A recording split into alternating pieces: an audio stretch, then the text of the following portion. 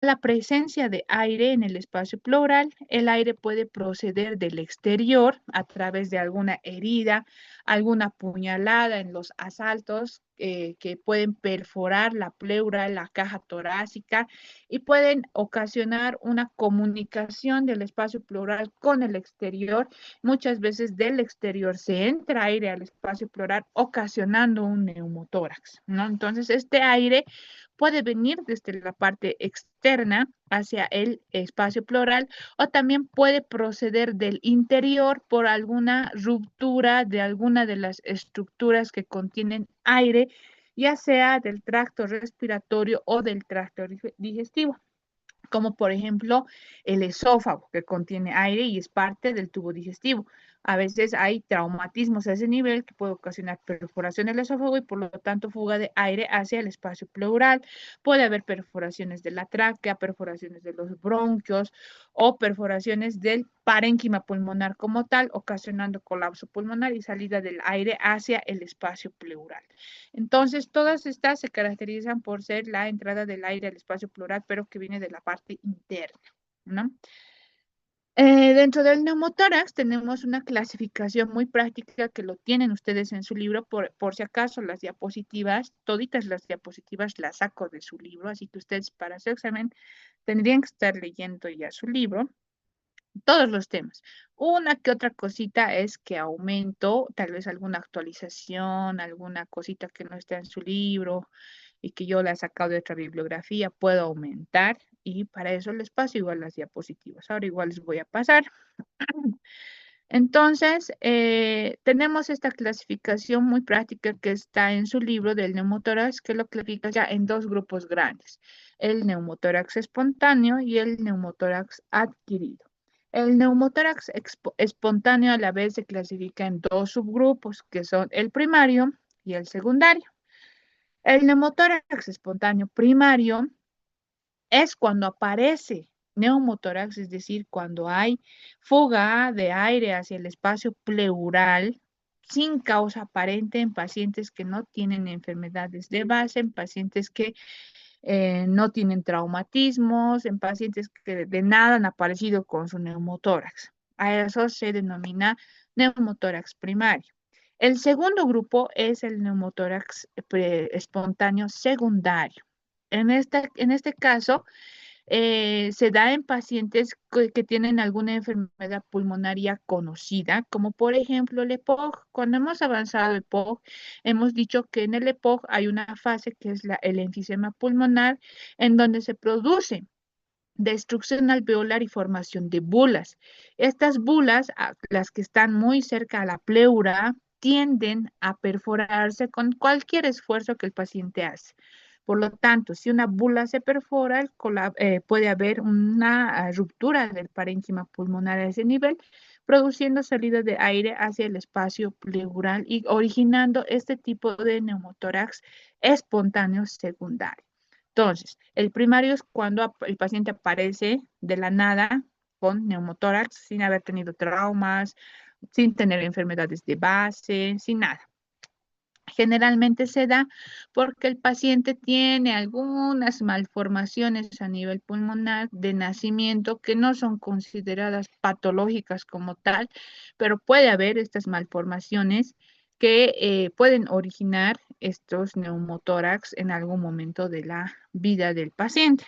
Entonces, pero son los primarios.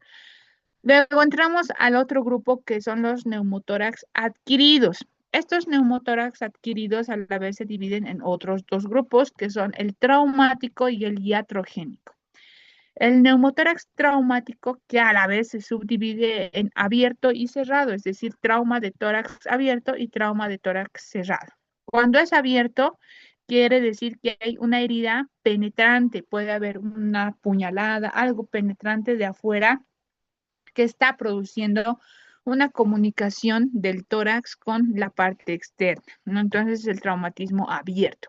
En cambio, el cerrado es cuando hay una lesión del parénquima pulmonar, una contusión pulmonar o de alguna parte de la vía respiratoria que produce salida de aire, pero desde la parte del tubo respiratorio o del tracto respiratorio hacia el espacio pleural, ¿no? Y no tiene comunicación con el exterior. A eso se llama neumotórax adquirido cerrado, traumático cerrado. Luego están los iatrogénicos. Los iatrogénicos son por secundarios o complicaciones de técnicas que usamos nosotros diariamente para el diagnóstico y tratamiento de algunas patologías como el derrame pleural.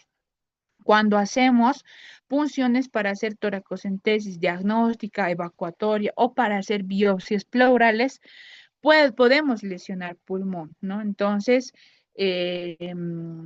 como se hace así a ciegas las punciones, entonces obviamente con mucha técnica, pero a pesar de eso a veces puede dañarse el pulmón, puede estar ahí el pulmón y sin querer podemos puncionar el pulmón y producir neumotórax. Son complicaciones de estos procedimientos que no se ven tan frecuentemente, pero pueden pasar.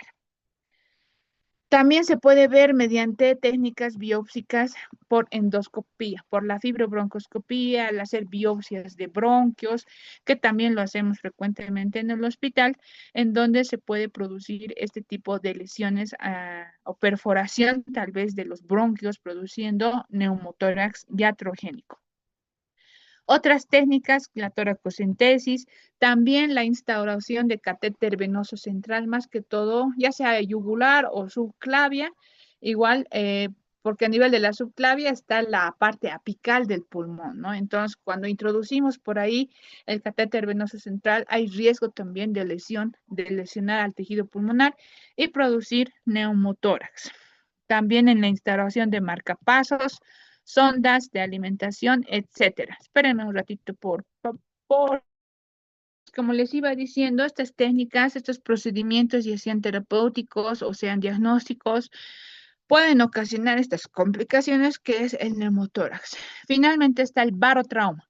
El barotrauma es cuando se administra bastante cantidad de presión de oxígeno a nivel pulmonar, ya sean pacientes intubados en la unidad de terapia intensiva, cuando tienen estos pacientes o tengan o no lesiones pulmonares antiguas como los enfisemas, más fácilmente en los enfisemas, en pacientes con EPOC, cuando se administra bastante oxígeno, por la presión pueden perforarse estos enfisemas, estas bulas y producir neumotórax. Y también por el exceso de ventilación en terapia intensiva, en pacientes sin patología pulmonar de base, también se puede barotrauma, que es la perforación de alguna parte del parénquima pulmonar. Bueno, el neumotórax espontáneo primario, vamos a ir viendo cada una de estas clasificaciones, se produce por la ruptura de un pequeño volumen o espacio lleno de aire situado inmediatamente por debajo de la pleura visceral, que como les estaba adelantando son defectos de nacimiento, no se consideran tanto así patologías, pero algunas personas tienden a nacer con estos defectos a nivel pulmonar y en algunas ocasiones pueden aparecer de la nada con neumotórax y estarían dentro de esta clasificación que son los neumotórax espontáneos primarios. Estos espacios pueden ser pequeñas vesículas, ampollas, bulas, burbujas en el parénquima pulmonar que no están bien definidas ni tampoco bien identificables por medio de imagenología. A veces en la radiografía no son visibles. Su presencia mayormente es más en el sexo masculino, en pacientes altos, delgados y fumadores. Se resuelven de forma espontánea y generalmente son benignos, no tardan mucho en resolverse, con un drenaje a través de un tubo de avenamiento pleural es suficiente. Se resuelven rápido. El neumotórax secundario, que habíamos dicho que se ve en pacientes con patologías de base, que generalmente es secundaria a un EPOC, una enfermedad pulmonar obstructiva crónica. Sin embargo, está relacionado con cualquier otro tipo de neumopatía también, como las intersticiopatías, o sea, las EPIT, las infecciones necrotizantes, en especial por Pneumocystis jirovecii en pacientes con VIH. El Pneumocystis jirovecii es un hongo que afecta a pacientes inmunodeprimidos, VIH, neoplasias pulmonares, ¿no? Y también tenemos otro tipo de bacterias o perdón, mi batería.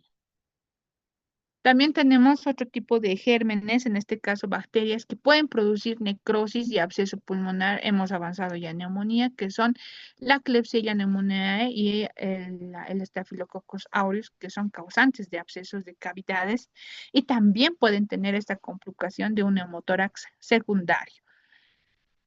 Estos tipos de neumotórax suelen tardar más tiempo en resolverse a través del drenaje del tubo de avenamiento pleural y también tienden a recaídas. Al haber ya un daño estructural en el pulmón que no se va a resolver, entonces se puede resolver el neumotórax, pero puede haber constantes recaídas por esas lesiones pulmonares que están permanentemente ahí. Y aquí en su libro también tenemos algunas causas de enfermedades pulmonares que pueden ocasionar neumotórax espontáneo secundario, como las enfermedades congénitas, como las malformaciones de adenomatoidea quística congénita, las enfermedades del tejido conectivo que dan lugar a las EPIT, a un grupo de enfermedades pulmonares intersticiales difusas, a la infección pleuropulmonar como las neumonías micóticas, sobre todo por neumocistis girovesi, la enfermedad hidatídica, el quiste hidatídico al producir una cavidad a nivel pulmonar igual tiende a desarrollar neumotórax o complicarse con neumotórax y las neumonías bacterianas principalmente por Klebsiella pneumoniae y Staphylococcus aureus. Y tenemos más causas de neumotórax secundario, como las neoplasias, están algunos fármacos también, como la quimioterapia, que por su toxicidad puede ocasionar lesión a nivel del parénquima pulmonar. Tenemos las enfermedades inmunológicas, como la granulomatosis de Wegener y otras enfermedades más. Tenemos la enfermedad broncopulmonar obstructiva crónica, como el asma, la enfermedad pulmonar obstructiva crónica, o sea, el EPOC, la fibrosis quística, que no se ve mucho, pero igual es una causa de neumotórax secundaria o en secundario, las neumoconiosis, la silicoproteinosis, beriliosis, las neumoconiosis por bauxita. Entonces, todas estas EPID pueden producir también neumotórax porque ya tienen un daño estructural a nivel del parénquima pulmonar.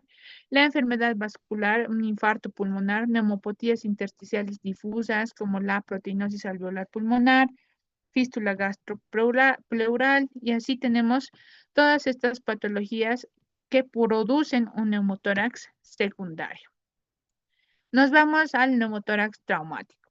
El neumotórax traumático, así como su nombre lo indica, es en pacientes que sufren algún tipo de trauma, ya sea por accidentes de tránsito de alta presión o por caídas o, o por daño tal vez de agentes punzocortantes, ¿no? Entonces, en este caso se ve comprometido la ventilación desde los momentos iniciales, porque a diferencia de este neumotórax secundario, a veces estos pacientes ya tienen su enfermedad respiratoria crónica, por lo tanto, muchas veces los síntomas no son tan agudos del neumotórax.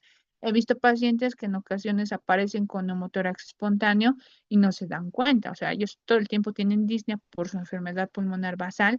Sin embargo, están con neumotórax, ¿no? Y eso no puede ser que refieran un poquito de aumento de la disnea, pero no tienen síntomas tan agudos. Lo que no sucede en estos neumotórax traumáticos, porque al ocasionar una- un colapso pulmonar así rápido, ocasiona también síntomas que son agudos, ¿no? Entonces, los síntomas desde los momentos más iniciales ya aparecen. El diagnóstico muchas veces es netamente clínico porque ante la urgencia y la descompensación del paciente que puede ocasionar un neumotórax traumático, hace que nosotros nos veamos en la urgencia de actuar inmediatamente, incluso antes de pedir exámenes complementarios como la radiografía. Y para actuar, ¿qué tenemos? El antecedente de trauma y lo fundamental es la clínica y el examen físico en donde vamos a encontrar un síndrome de derrame, un síndrome de neumotórax, ¿no? Entonces, que ya hemos avanzado en semiología y que lo que le caracteriza al neumotórax es a la percusión, el timpanismo, a diferencia del lado contralateral, Además, también puede haber abombamiento a la inspección y a la auscultación totalmente ausente el murmullo vesicular. No hay entrada ni salida de aire, pero sí hay mucho timpanismo. Entonces, eso nos hace sospechar de un neumotórax. Por lo tanto, muchas veces se toma conducta inmediatamente, incluso antes de tener radiografía. Tanto los traumatismos abiertos de tórax como las heridas penetrantes, como también los cerrados, que son por contusión del parénquima pulmonar o lesiones de la vía aérea por desaceleración, como en este caso en antecedentes de accidentes de tránsito, suelen dar lugar a un neumotórax de este tipo traumático.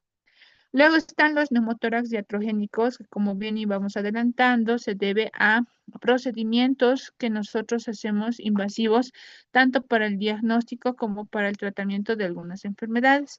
Entonces, cuando se hace una toracocentesis diagnóstica, evacuatoria, biopsias pleurales, podemos ocasionar lesión del parénquima pulmonar y por lo tanto podemos ocasionar un neumotórax como complicación, obviamente involuntaria, porque ¿qué médico hace esto voluntariamente, no?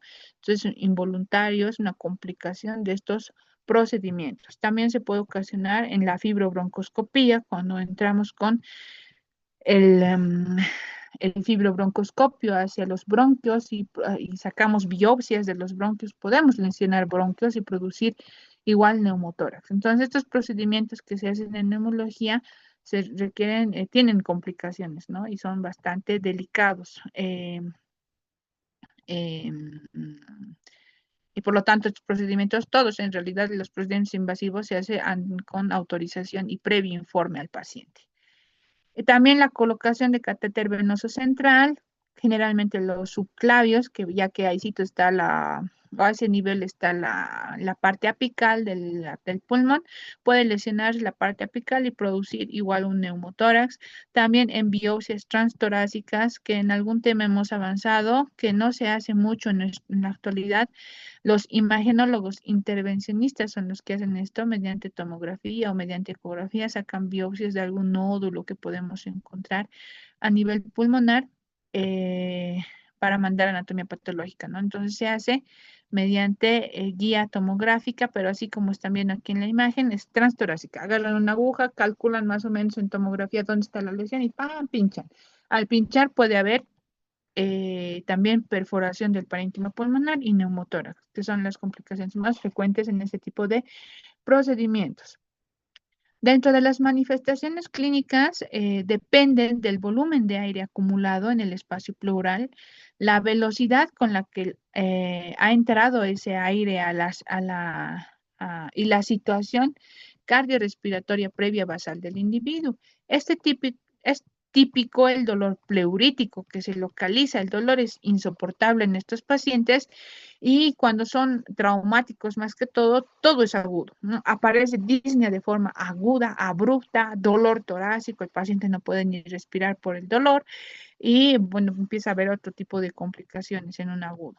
¿No? Es típico el dolor pleurítico, se localiza en la región escapular del hemitórax afectado. Hay tos seca y distinto grado de disnea siempre y cuando, o tomando en cuenta la magnitud del neumotórax, ¿no? Mientras más grande, más colapso pulmonar y obviamente más disnea también va a haber. Se denomina neumotórax a tensión cuando el neumotórax es cerrado, no hay lugar por donde pueda salir este aire atrapado en el espacio pleural que estoy señalando en la imagen de este pulmón que tengo de fondo en mi diapositiva. Entonces, este aire que está atrapado ahí no puede salir y por lo tanto a veces hay una perforación constante en el pulmón, lo que ocasiona que el paciente respire, entre el aire al pulmón, se salga por esta perforación del pulmón hacia el espacio pleural y en el espacio pleural con cada respiración vaya aumentando el aire. Y este aire no vuelve a salir por el pulmón, ¿no? Se queda atrapado en el espacio pleural. Por lo tanto, se va volviendo, aumentando la presión en este espacio pleural y a la vez el pulmón se va volviendo cada vez más chiquitito porque lo colapsa. A eso se denomina neumotórax a tensión, ¿no? El tórax va aumentando y aumentando de presión con cada respiración y a la vez también va desviando, así como en un derrame pleural masivo, va desviando a la línea media hacia el lado contralateral por el aumento de la presión que existe a ese nivel. Em, Eh, y eso es generalmente por eso cuando hay una comunicación constante del pulmón a través de alguna perforación, ¿no? Entonces, el mediastino se puede desviar hacia el lado contralateral. Esto, al desviarse, origina compresión también de la cavidad o de las cavidades cardíacas, lo que va a ocasionar disminución de la precarga cardíaca, taquicardia, puede haber hipotensión con la disminución del gasto cardíaco y puede haber un gran compromiso hemodinámico y el paciente puede hacer incluso un paro cardiorrespiratorio. Por lo tanto, en un neumotórax, atención, es urgente la conducta, tenemos que resolver rápido. Y esto es para recordar esta diapositiva, que es el síndrome de neumotórax que ya hemos visto en semiología, en donde tenemos características a la inspección, donde se ve abombamiento del hemitórax afectado, a la palpación, la ampliación y ampliación abolida, en hemitórax afectado, vibraciones vocales también abolidas, porque no hay pulmón, en realidad solamente está el espacio ahí lleno de aire, el espacio pleural, el timpanismo a la percusión, que es muy característico, y a la auscultación el murmullo vesicular va a estar abolido en el hemitórax afectado, ¿no? Entonces, en algunas ocasiones puede haber un soplo anfórico, es cuando entra el aire y no sale, y se ausculta como un pequeño silbido. Diagnósticos probables, pues tenemos aquí hemotórax, hidroneumotórax, la fístula broncopleural. La fístula broncopleural es cuando el pulmón tiene esa perforación constante, continua, comunicación con el espacio pleural.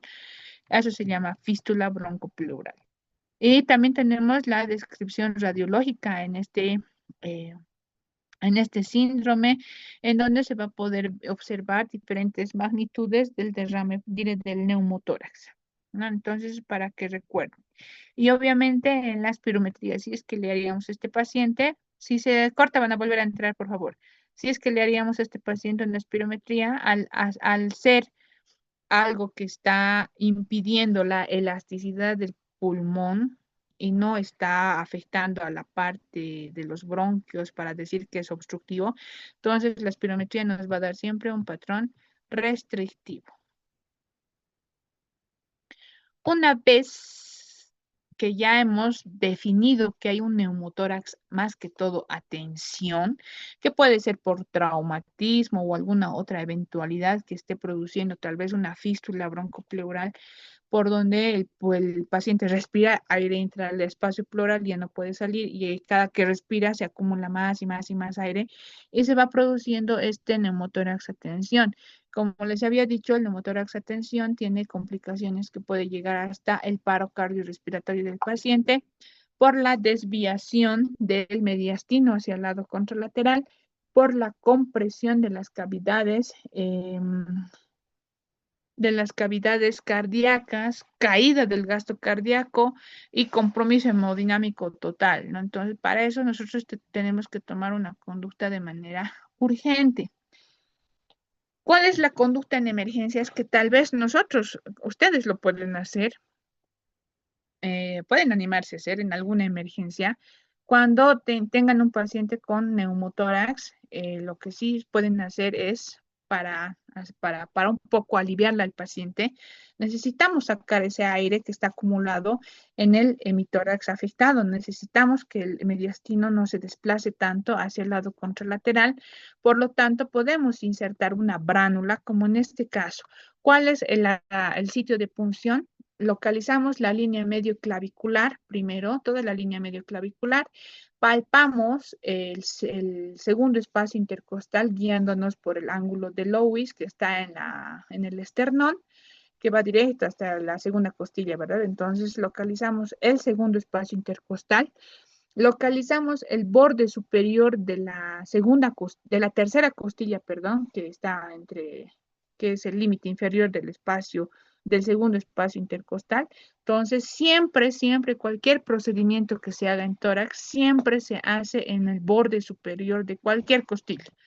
Nunca en el borde inferior, porque sabemos que por ahí está pasando los vasos y los nervios, ¿no? Entonces, Localizamos el segundo espacio intercostal, palpamos el borde superior de la tercera costilla y ahí es donde podemos insertar nuestra bránula, obviamente con la aguja. Y una vez que estemos adentro y veamos salida de aire, esa bránula tiene que estar aquí como en este dibujito, tiene que estar conectada a una jeringa. Esta jeringa tiene que estar con la mitad o tiene que sacarle el émbolo así, ¿no? Aquí tengo una jeringa. Aquí tengo una jeringa, entonces aquí está conectada la bránula. Inserto en el segundo espacio intercostal, pero en el borde superior del pegadito a la costilla, a la tercera costilla. Antes de inyectar, yo primero saco el émbolo con de la jeringa y agarro estito.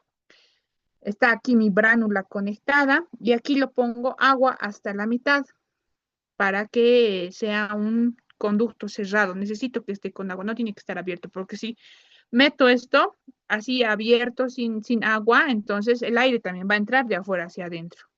Entonces necesito que esté con agua para que el aire no entre, pero sí salga. Entonces lo que hago es cuando esté con aire, introduzco mi bránula y lo saco la aguja, ¿no? Introduzco la bránula, saco la aguja, conecto mi jeringuita con agua y aquí el agua va a ir burbujeando. Va a ir burbujeando y eso quiere decir que el aire está saliendo, pero no va a dejar que aire entre de afuera hacia adentro, solo va a salir burbujeando, va a estar. Entonces, esa es una técnica que sirve para, obviamente no es el tratamiento definitivo, pero para una emergencia sirve para no dejar que el paciente se descompense tanto, para que haya un poco de alivio en este neumotórax. Atención.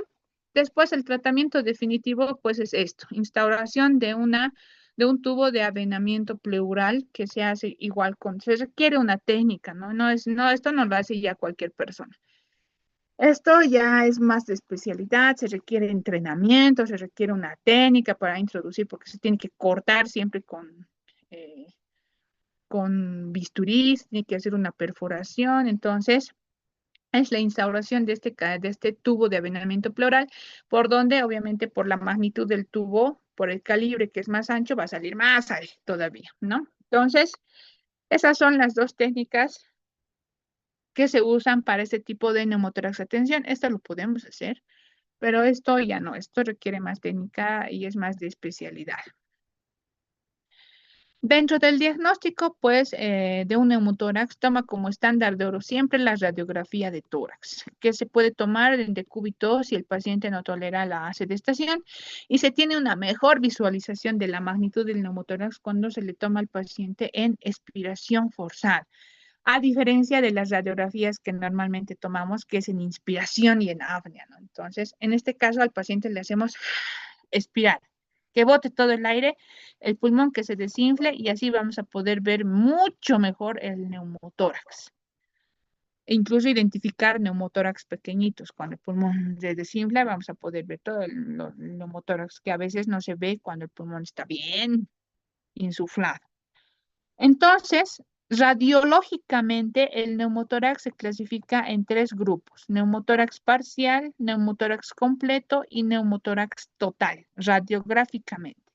El neumotórax parcial es cuando se evidencia la existencia de un espacio entre el pulmón y la pared torácica, pero solo en la parte apical. Aquí estoy señalando en mi dibujito de fondo de la diapositiva, solo en la parte apical se ve aire, se ve un espacio que está entre el pulmón y la pleura. O la caja torácica, ¿no? Entonces, solo aquí está el neumotórax y eso es el parcial. Lo demás no está, solo aquícito. Entonces, el aire tiende siempre a subirse hacia arriba, ¿no? Entonces, cuando se produce un neumotórax, el aire siempre va hacia arriba. Pero esto es un neumotórax pequeñito, por lo tanto es solamente parcial. Luego tenemos el neumotórax completo, que es cuando el aire ya se puede observar en la radiografía que va transcurriendo desde la parte apical hasta la parte basal, es decir, rodea al pulmón, ¿no? Entonces, este, por ejemplo, ya sería un neumotórax completo, lo que estamos viendo en la imagen de fondo. Finalmente está el neumotórax total.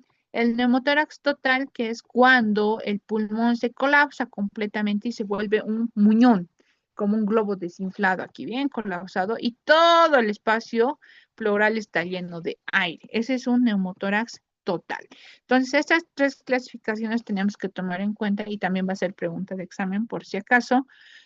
Y de acuerdo a estas tres clasificaciones es que se toma o que se realiza el tratamiento, porque no en los tres casos es el mismo tratamiento. Ahorita vamos a ver el tratamiento.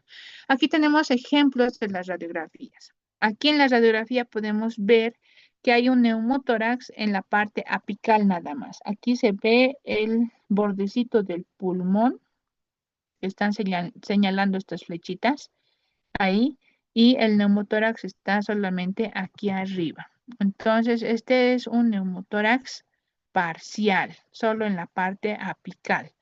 Aquí tenemos otra imagen que corresponde al neumotórax completo, en donde tenemos aquí en estas flechitas está el borde del pulmón y entre el pulmón, en este borde y la caja torácica tenemos un espacio que es aire, ¿no? El espacio pleural está lleno de aire. Entonces, este es un neumotórax completo porque está transcurriendo desde la parte apical hasta la parte basal.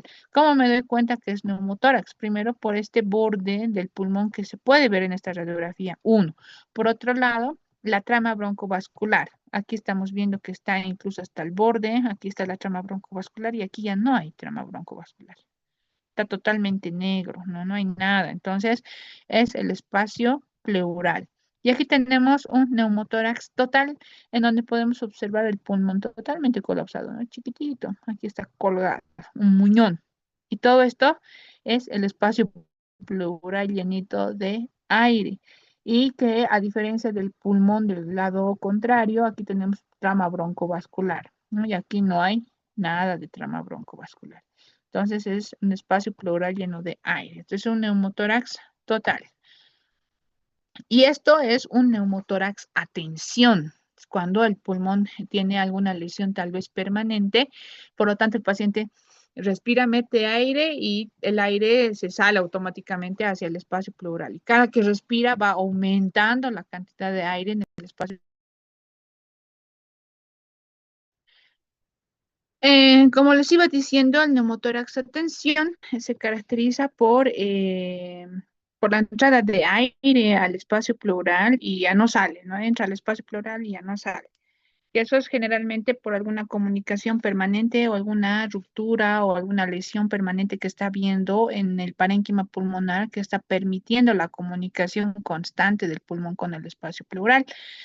Y en este caso, estos neumotórax a tensión sí requieren una conducta de forma inmediata debido a que producen inestabilidad hemodinámica. Como estamos viendo aquí, hay desviación completa de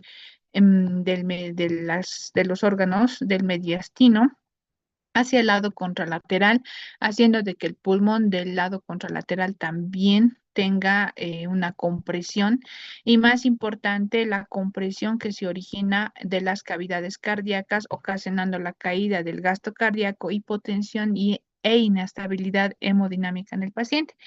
Entonces, es así como se ve esta desviación del mediastino. Y como pueden ver aquí aquí en estas dos imágenes, no hay trama vascular, ¿no? Es un neumotórax muy clarito en radiografía. Incluso hay aplanamiento de la cúpula diafragmática. El tratamiento. Y el tratamiento varía de acuerdo al tipo de neumotórax según la clasificación que hemos visto radiológicamente. El tratamiento depende del tipo, de la magnitud del compromiso respiratorio. Lógicamente en esto el tratamiento ya hemos dicho, es directamente tubo de avenamiento pleural, incluso se puede hacer a nivel de segundo espacio intercostal, ese pequeño procedimiento que les había indicado. Si se trata de un neumotórax parcial, o sea que compromete solo el 20 y el 30% de la cavidad pleural, los que se localizan en la región apical, ¿no ven que estoy señalando aquí en mi imagen de fondo de la diapositiva? Cuando es pequeñito, solo en la parte apical, no requiere avenamiento, no requiere drenaje, solamente se hace observación clínica y se administra oxígeno suplementario al paciente por cánula nasal. Ya entonces no hay necesidad, solito se reabsorbe.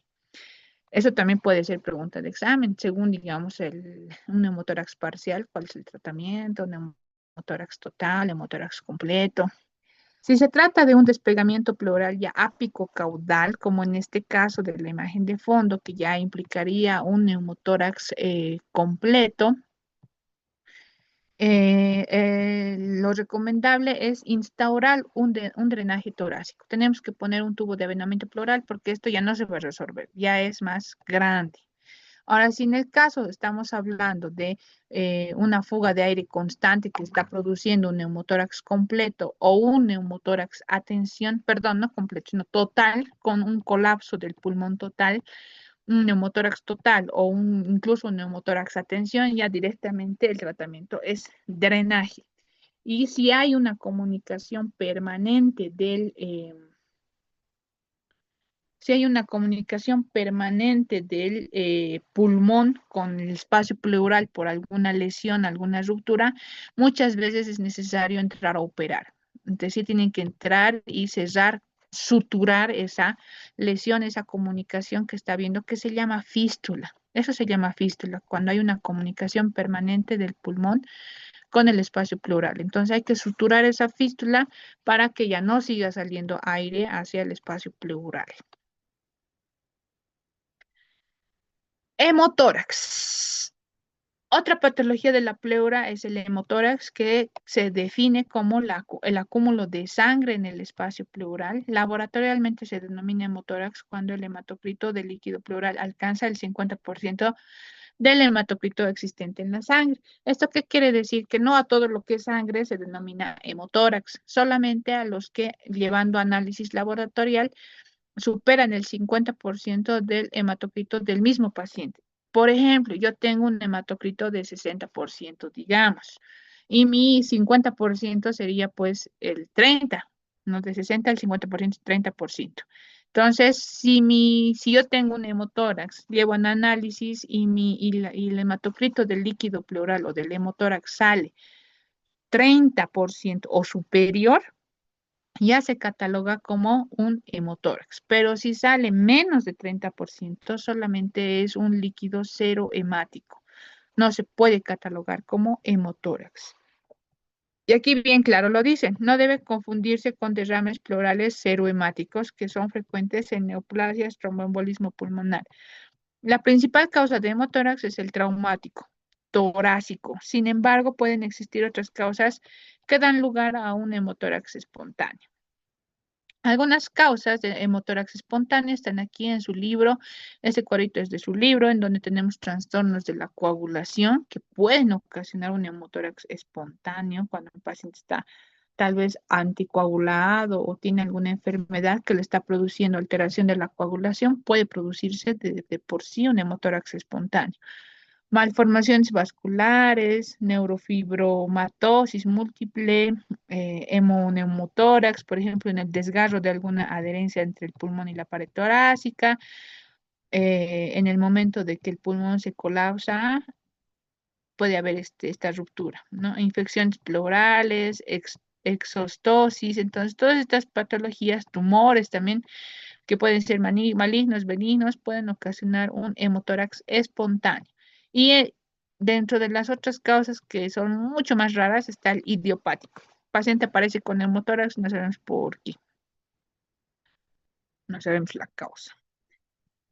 Dentro de las manifestaciones clínicas, una cuarta parte de los pacientes politraumatizados desarrolla un hemotórax, ¿no? Entonces, un politraumatismo ya es, si escuchamos un politraumatismo y peor si es con trauma torácico, tenemos que sospechar siempre de hemotórax.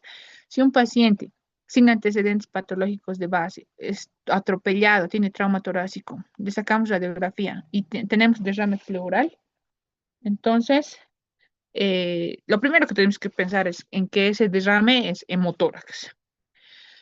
De estos, 85% requiere drenaje torácico y de 5 al 10% requiere una intervención quirúrgica incluso, porque a veces hay arterias que están traumatizadas, están rotas y constantemente están sangrando y por lo tanto pueden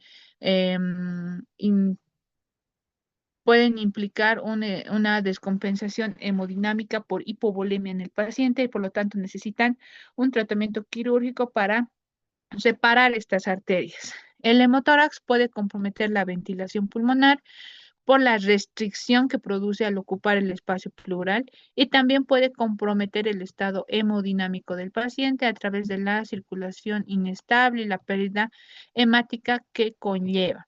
Los síntomas son los mismos que un derrame pleural: tos, disnea, dolor torácico. Aunque al tratarse de pacientes politraumatizados, la clínica es difícil porque a un politraumatizado le duele todo. Entonces no es tan localizado en el tórax el dolor. A pesar de eso, el diagnóstico sigue siendo enteramente clínico con apoyo de radiografía de tórax PA y sobre todo también de acuerdo al antecedente de trauma o algún antecedente que el paciente pueda tener al interrogatorio.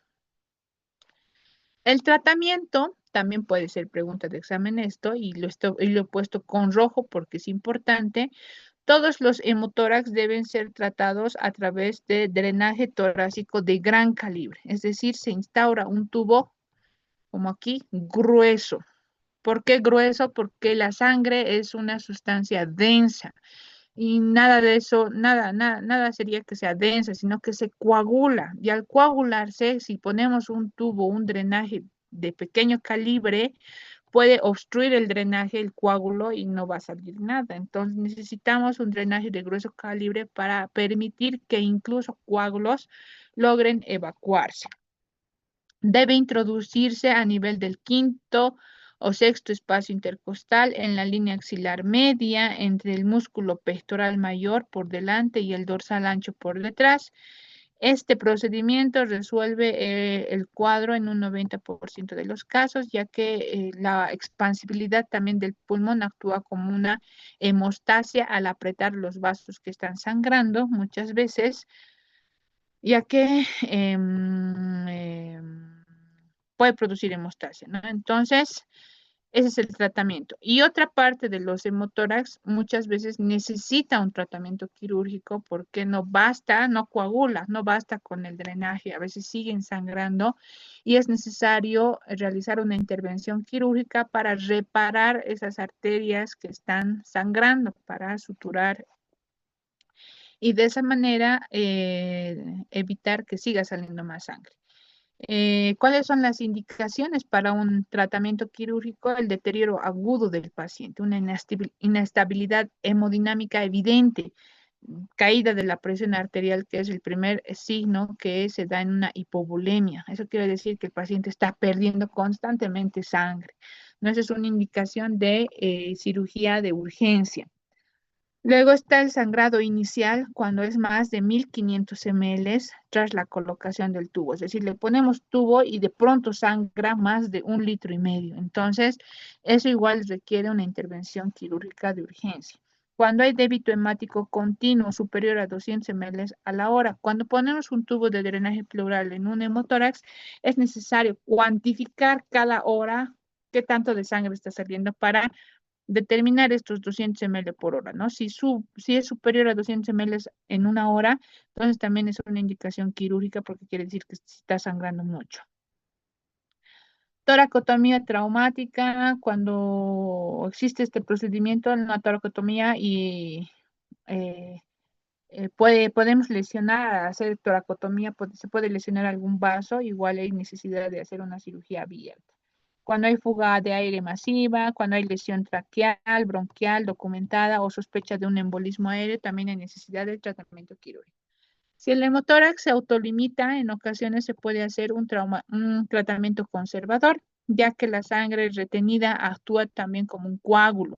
Sin embargo, cuando tenemos coágulos en el espacio pleural, son tendentes a infectarse. Estos coágulos se pueden volver empiema. Entonces, no es bueno dejar coágulos en el espacio pleural. Tenemos que tratar de sacar todo. Y si no sale todo, pues tenemos que hacer una cirugía, un tratamiento quirúrgico. Entrar, abrir y lavar todo el espacio pleural hasta que salga, hasta el último coágulo, ¿no? Entonces, y a veces se puede poner a través del tubo de drenaje pleural si estamos sospechando de coágulos mediante imagenología, podemos poner sustancias fibrinolíticas intrapleurales como la urosinasa en una dosis de 100 a 300 unidades por día. Cada día se pone eso para diluir esos coágulos que están en el espacio pleural. y de esa manera hacer que se puedan salir por el tubo de avenamiento pleural. Si no se resuelve, se debe evacuar los coágulos mediante cirugía, una toracoscopía. Y esto es cómo se hace la videotoracoscopía. La videotoracoscopía es como una cirugía laparoscópica, ¿no? Que tiene 3 puertos con cámara y mediante estos 3 puertos con cámara se puede hacer la sutura incluso de algunas arterias que están sangrando o se puede hacer el lavado del drenaje, perdón, de la cavidad pleural con la eh, extracción de los coágulos que se puedan encontrar en esta cavidad, ¿no? Y la segunda opción es hacer una toracoscopía abierta. Se corta toda una región del hemitórax y se hace un lavado mucho mejor, ¿no? Que una toracoscopía, porque en la toracoscopía no se lava bien. Entonces, un drenaje abierto sería mejor para pacientes que están con bastantes coágulos, porque son riesgo de infección. Ahora el kilotórax. El kilotórax es el acúmulo de kilo en la cavidad pleural. Este kilo es la sustancia es una sustancia que se forma a partir del líquido linfático procedente del hígado y del tracto gastrointestinal. El 70% de la grasa se absorbe en el intestino. Cuando ingerimos alimentos, el 70% se absorbe en el intestino, pasa a la sangre a través del conducto torácico, que es este amarillito que están viendo en esta gráfica.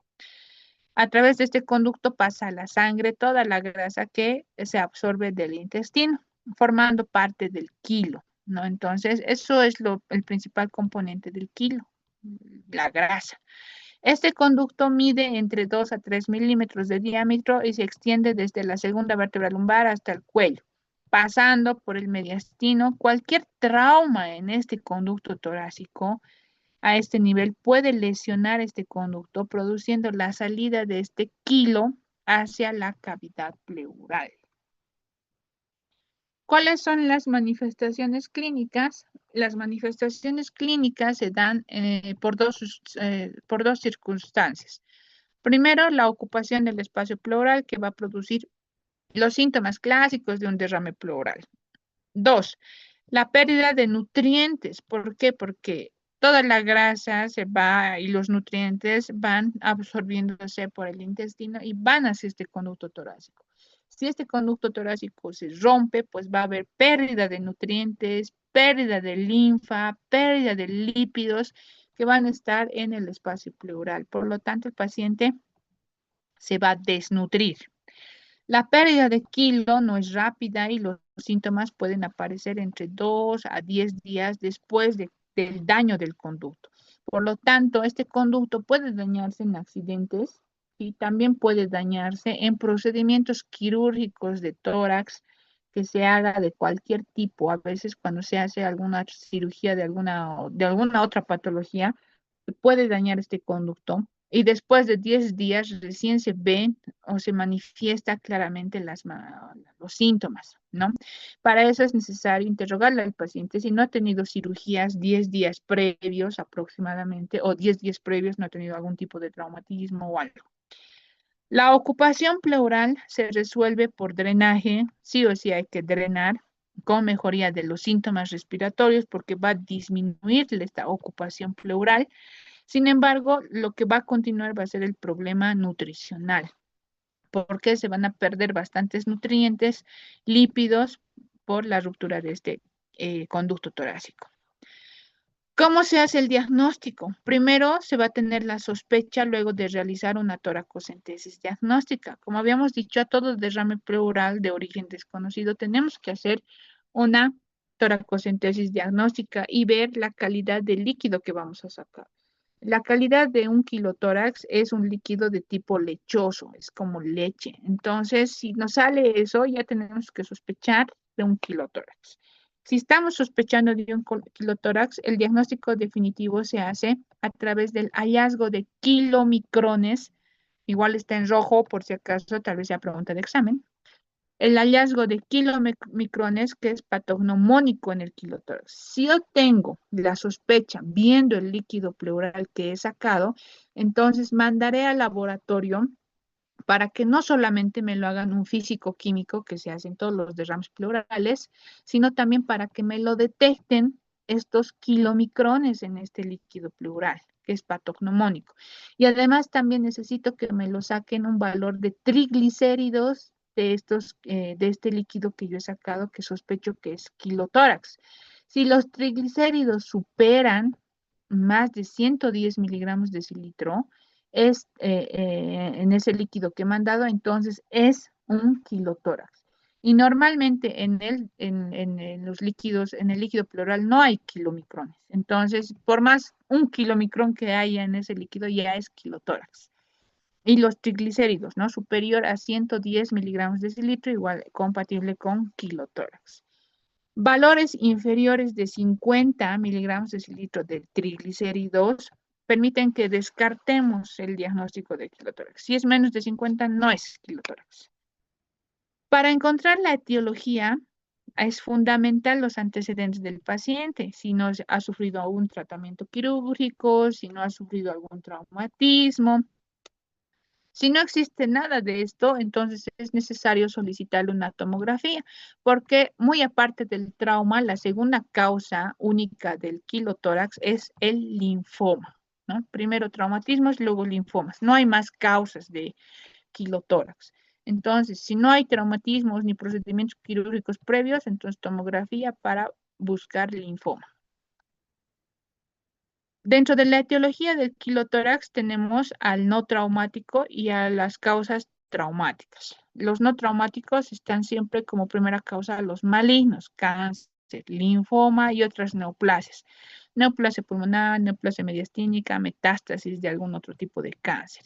No maligno pueden ser enfermedades congénitas, pueden ser tumores benignos, linfangioleumiomatosis en enfermedades autoinmunes, algún tipo de aneurisma de la aorta torácica, puede haber neuropatías y así diferentes enfermedades en las no malignas.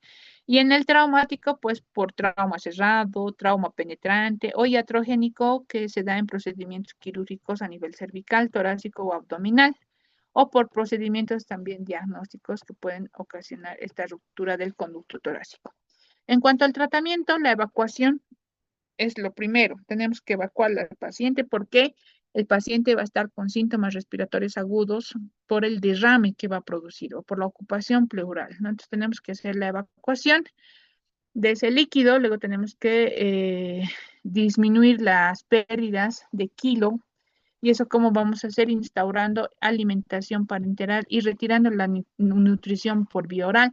Porque si el paciente va a seguir alimentándose por vía oral, sabemos que se va a reabsorber en el intestino todos sus nutrientes y todos sus nutrientes van a ir al conducto torácico. Y si el conducto torácico está roto, se va a seguir perdiendo y el paciente no se va a nutrir, más bien se va a seguir desnutriendo. Por lo tanto, hay que eliminar la nutrición vía oral y hay que instaurar una alimentación parenteral. Tenemos que prevenir esa malnutrición con esta alimentación parenteral. Tenemos que tratar la causa, es decir, si mi conducto torácico está roto, pues tendré que entrar a operar para suturar, para reparar ese conducto torácico. Y en caso de no funcionar el tratamiento conservador, pues recurrir a la ligadura del conducto por toracotomía, ¿no? Entonces, si el conducto torácico muchas veces es pequeñito, tal vez la lesión, entonces se puede solucionar espontáneamente. Sin embargo, si aún así continúa la pérdida de kilo por el espacio pleural, entonces se debe hacer una ligadura del conducto por toracotomía. ¿Cómo es el pronóstico? El pronóstico es diferente según la causa, ¿no? Por ejemplo, en los malignos siempre tiene mal pronóstico, porque un linfoma, un cáncer generalmente no logra curarse, entonces nunca se va a resolver el problema de la nutrición y muchas veces estos pacientes, más que de cáncer, mueren de desnutrición. El kilotórax tiene buen pronóstico siempre y cuando se logre compensar la parte nutricional y se logre reparar el conducto torácico para que ya no se siga perdiendo nutrientes ni lípidos por el espacio pleural. Entonces, esas son todas las patologías de la pleura. ¿Tienen alguna pregunta?